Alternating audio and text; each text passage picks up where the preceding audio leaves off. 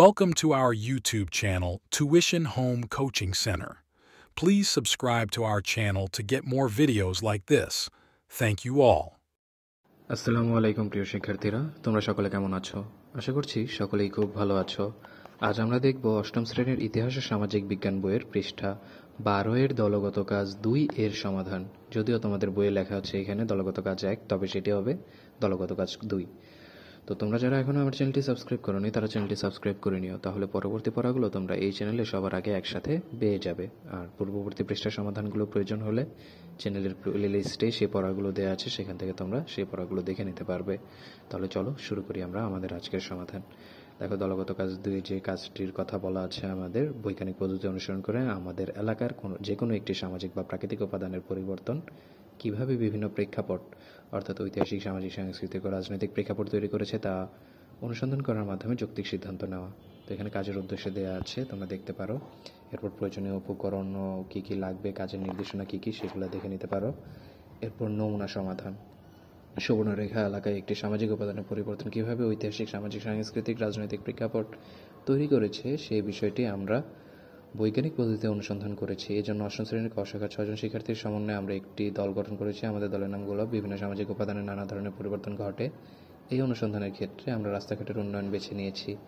অনুসন্ধানের বিষয় অনুযায়ী বৈজ্ঞানিক পদ্ধতিতে পরিমাণগত অনুসন্ধানের ধাপ অবলম্বন করে মানুষের মতামত গ্রহণ করার জন্য আমাদেরকে অনুসন্ধানের কয়েকটি ধাপ অনুসরণ করতে হয়েছে। নিচে পরিমাণগত অনুসন্ধান পদ্ধতির প্রক্রিয়াটি বিশদভাবে উপস্থাপন করা হলো। অনুসন্ধানের বিষয়: সুবর্ণরেখা এলাকার সামাজিক, সাংস্কৃতিক ও রাজনৈতিক প্রেক্ষাপট তৈরিতে রাস্তাঘাটে উন্নয়নের প্রভাব। অনুসন্ধানের সুনির্দিষ্ট কিছু অংশ, তারপর হাইপোথিসিস দিয়ে দিবে, এরপর তথ্য সংগ্রহ পদ্ধতি দিয়ে দিবে, এরপর তথ্য সংগ্রহের জন্য প্রশ্নমালা। অর্থাৎ আমরা 6 পৃষ্ঠায় তারপর দলগত কাজ 1-এ যে প্রশ্নমালা তৈরি করেছিলাম, প্রায় ওই রকমভাবে একটি প্রশ্নমালা তৈরি করতে হবে। দেখো, এখানে আমি একটি প্রশ্নমালা তৈরি করেছি। 1. এলাকার অধিকাংশ রাস্তা কি ভারী যানবাহন চলাচল করতে পারে? 2. আগের তুলনায় কি শহরের সাথে যোগাযোগ করা সহজ হয়েছে? 3. গত 15 বছরে এলাকার কলকারখানার সংখ্যা কি বেড়েছে? 4. গত 15 বছরে যানবাহনের ধরনের কি পরিবর্তন এসেছে? গত 15 বছরে এলাকার বাজার বা দোকানপাটের সংখ্যা কি বেড়েছে? এলাকায় বহিরাগত বাসিন্দাদের সংখ্যা কি বেড়েছে?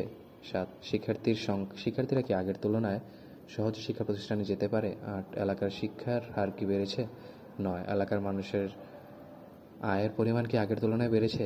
10. প্রয়োজনীয় জিনিসপত্র কেনার জন্য শহরে যাওয়ার প্রবণতা কি আগের তুলনায় বেড়েছে? 11. আগের তুলনায় এলাকায় রাজনৈতিক সংগঠনের কর্মীর সংখ্যা কি বেড়েছে? 12. এলাকায় বিভিন্ন রাজনৈতিক সংগঠনের কার্যক্রম অনুষ্ঠিত হওয়ার পরিমাণ কি আগের তুলনায় বেড়েছে?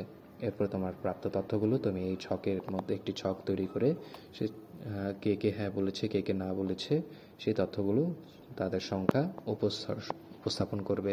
এরপর এই সংখ্যাগুলোকে তুমি গ্রাফ আকারে, দেখো নিচে দিয়ে দিয়েছি, সেই গ্রাফ আকারে উপস্থাপন করতে পারো। এরপর দেখো, প্রাপ্ত তথ্য বিশ্লেষণ, অর্থাৎ গ্রাফ থেকে তুমি যে তথ্যগুলো পেয়েছো সেই তথ্যগুলো এক এক করে সবগুলো লিখতে হবে। এরপর ফলাফল ও যৌক্তিক সিদ্ধান্ত।